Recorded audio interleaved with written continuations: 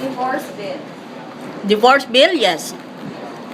Bakit mo pilitin silang kasama pinapatay na nilang isa't isa? Maganda yung larawan ng nagmamahalan, pero kung divorce, they can be homicidal. Bayaan mo na lang. As long as the grounds for divorce are properly strict, so that young people will not be misled into using it as an experiment. Same-sex marriage.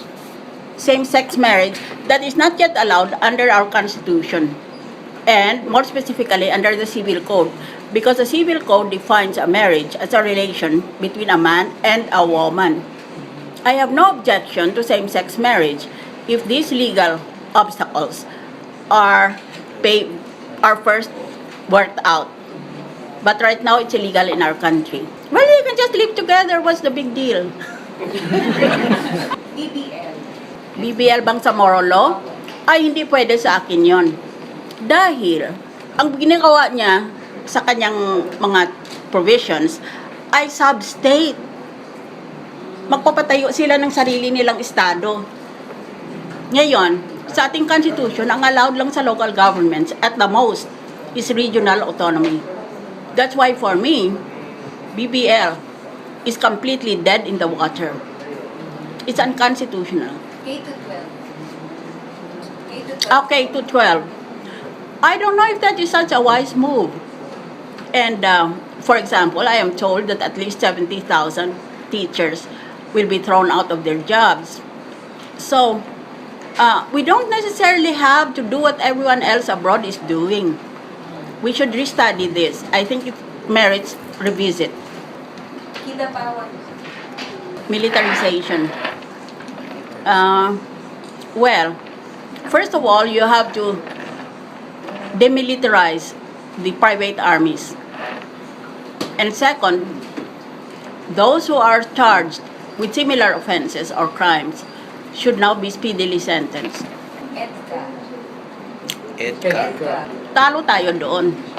Because if the U.S. government does not want to assume responsibility for any of its actions, it can just say, well, it's just a mere executive order or administrative order or something below the nature of a treaty. Masyadong matinik yung mga Amerikano na yun. Buti na lang marami ring naka-eskwela sa Amerika. Next, ma'am. Climate change. Climate change. First of all, there is still the threshold question of, is there really climate change? Because there are some disbelievers. My view is, yes, there is inevitable climate change, and the earlier we prepare for it, the better. I would like to suggest the formation at cabinet level of a disaster management and security, disaster risk assessment and management. Contractualization. Lahat kaming presidential candidates said we are against contractualization dahil ang contractual worker can be laid off anytime. Pero itong Secretary of Labor nagsabi namang daming mawalan ng trabaho pag nawala yon. So, pag-aralan natin mabuti ang mga statistics ni Labor Secretary so that we can understand. But all loopholes should be closed so that the employer will not make himself immune from any suit by a worker on the ground that the working relationship is based only on a contract. Manila traffic. Describe Manila traffic in one word. Yes. Devilish. Only the devil can survive. Philippine internet. You see, we are still in the process of assessing the impact of social media, particularly of the internet. Even in other countries, they are still making this ongoing assessment. But we cannot help it. We're in the throes of it. Technology is caught up with us. So we just must deal with it. It will present a new set of problems. But we have enough legal minds to deal with them. So there are many things you can say about the internet, but the thing is, it's already here. We have no choice. Tax reform, income tax reform. I'm sorry? Income tax reform. Tax reform. Oh, income tax. I am in favor of lowering the income tax from 32% to 25%. Even the corporate income tax, corporate, but still income tax, I'm in favor of lowering it also to 25%. FOI bill. Freedom of information, that is highest priority in my list of priorities for Malacanang. I will have it refiled, and then I will certify it as urgent. Daang matuwid. Daang matuwid. Daang matuwid. It's just a slogan. I don't see. Daang matuwid. Halimbawa, kung matuwid ang daan, merong dinakip, no? Dahil sa plunder charges, 3 senador. Di dapat yan, Lahat. dahil sa batas natin, walang bail ang accused of plunder.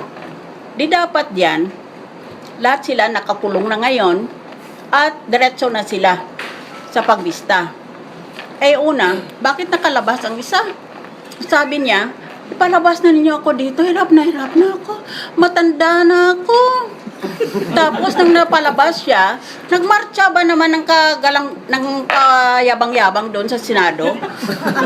Na nag-attend. Paano mangyayari yung in a rule of law? Pagkatapos, kung matagal itong kasong ito, it will be a black mark against the Aquino administration because it will be a case of justice delayed is justice denied. Martial law. Martial law is an experience that many of us are familiar with, but it takes a lot of egoism to declare martial law. So I hope we'll never have it unless the ruler, the leader, is very narcissistic. Martial law is just the expression of a frustrated soul. Tanimbala. Tanimbala. You can expect that when I was immigration commissioner, I had a brush with some of the problems there in the airport. Alam mo ba, na ang mga empleyado ng Bureau of Customs, Bureau of Immigration, ay nagbabarilan sila para lang ma-include sila na mga empleyado sa airport. Lahat pala sila dyan, pag bumaba ang balikbayan, ang mga passport ng balikbayan may dolyar na para sa customs at sa immigration. Ganon kasalimuot yun. 1 point sa entry. I'm sorry? 1 point sa entry. What I have to say is not decent. Do